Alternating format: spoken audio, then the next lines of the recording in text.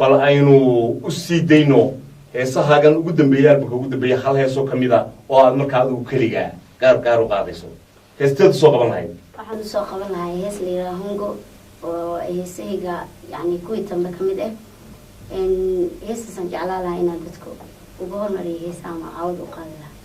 yaa midhaha sameeyey waad mahadsantahay su-aasha waa su-aal fiican waxaa sameeyey abwaan la yiraahdo Jamaal Meecad Alaale laxankana waxaa ku laray Daahir Cali Sow